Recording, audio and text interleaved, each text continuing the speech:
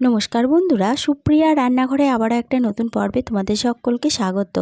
আজকে নিয়ে এসেছি একদম অন্যরকম স্বাদে ইউনিক একটা আলু ভাজা রেসিপি, যেটা বাচ্চা থেকে বড় সকলেই ভীষণ পছন্দ করবে। তাহলে চলো বন্ধুরা, দেখে নেওয়া যাক আজকের এই আলু ভাজা রেসিপিটা কিভাবে বানানো হয়। আলু ভাজা বানানোর জন্য এখানে 4টে মিডিয়াম সাইজের আলুকে একটু ছোট্ট ছোট্ট করে ডুমো ডুমো করে কেটে জল দিয়ে খুব ভালোভাবে আলুগুলোকে ধুয়ে নিয়েছি। এই আলুগুলো একটা সাইডে সরিয়ে রাখলাম। এদিকে গ্যাসের ওভেনে একটা কড়াই বসিয়ে গ্যাসটা অন করে কড়াইয়ের মধ্যে দিয়ে দিলাম পরিমাণ মতো সর্ষের তেল। আমি রেসিপিটা সর্ষের তেলে বানাচ্ছি, তবে তোমরা চাইলে সাদা তেলে বানিয়ে নিতে পারো। তেলের মধ্যে দিয়ে দিলাম হাফ চা চামচ গোটা জিরে, হাফ চা চামচ গোটা মৌরি, 2টো শুকনো লঙ্কা।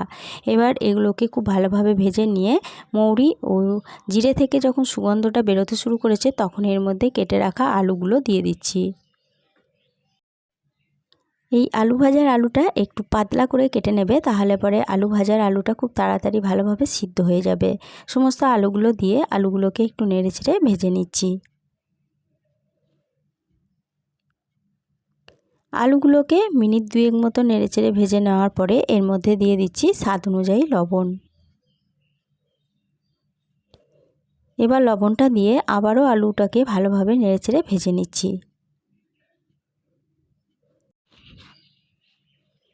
লবণ দেওয়ার পরে আলুগুলোকে আবারও 2 মিনিট মতো নেড়েচেড়ে ভেজে নেওয়ার পরে এর মধ্যে দিয়ে দিচ্ছি হাফ চা চামচ হলুদের গুঁড়ো আর হাফ চা চামচ ঝাল লঙ্কার গুঁড়ো আর 2টো কাঁচা লঙ্কা।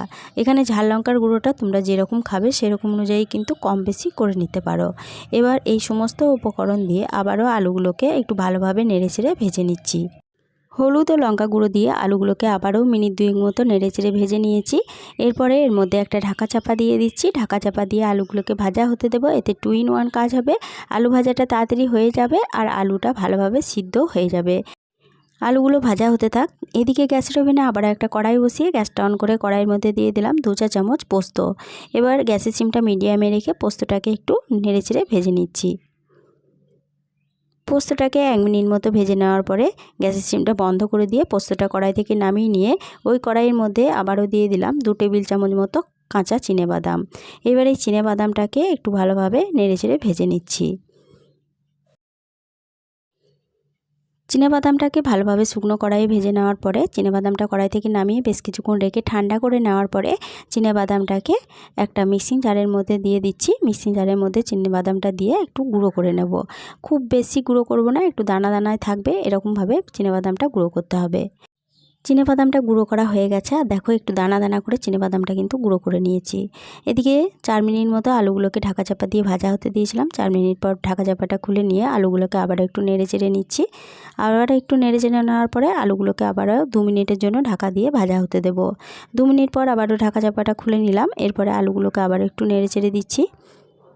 আলুগুলোকে আবারও একটু ভালোভাবে নেড়ে চেড়ে দেওয়ার পরে এখানে আলুগুলো ভালো মতো সুসিদ্ধ হয়েছে কিনা একটু চেক করে নেব। আলুগুলো খুব ভালো মতো সুসিদ্ধ হয়ে গেছে। এবার এই আলু ভাজার মধ্যে দিয়ে দিচ্ছি ভেজে রাখা পোস্তটাকে দিয়ে একটু নেড়েচেড়ে নিয়ে এর মধ্যে ভেজে গুঁড়ো করে রাখা চিনেবাদামগুলোও দিয়ে দিচ্ছি। সমস্ত গুঁড়ো করা চিনেবাদাম দিয়ে দিলাম। এরপরে চিনেবাদাম ও পোস্তটাকে দিয়ে আলুগুলোকে আবারও বেশ কিছুক্ষণ নেড়েচেড়ে ভেজে নিচ্ছি। চিনেবাদাম ও পোস্ত দিয়ে আলুগুলোকে আবারও মিনিট 2-3 মতো নেড়েচেড়ে ভেজে নিয়েছি। এরপরে গ্যাসের সিমটা বন্ধ করে দিয়ে আলুগুলো কড়াই থেকে নামিয়ে নিয়েছি। পরিবেশনের জন্য আলু ভাজা আমার একদম রেডি হয়ে গেছে। এই আলু ভাজা গরম ভাত ও রুটির সাথে খেতে দুর্দান্ত লাগে। আজকের আলু ভাজা রেসিপিটা যদি তোমাদের ভালো লেগে থাকে তাহলে পরে ছোট্ট একটা লাইক দিয়ে এরকম নতুন নতুন রেসিপি পেতে প্লিজ আমার চ্যানেলটা সাবস্ক্রাইব করে আমার পাশে থেকো। বন্ধুবান্ধব সকলের সাথে শেয়ার করে দিতে ভুলো না প্লিজ। আজকের রেসিপিটা কীরকম লাগলো কমেন্ট করে জানাতে ভুলো না। আজকে এই পর্যন্তই ছিল, ফিরে আসবো আবার নতুন কোনো রেসিপি নিয়ে।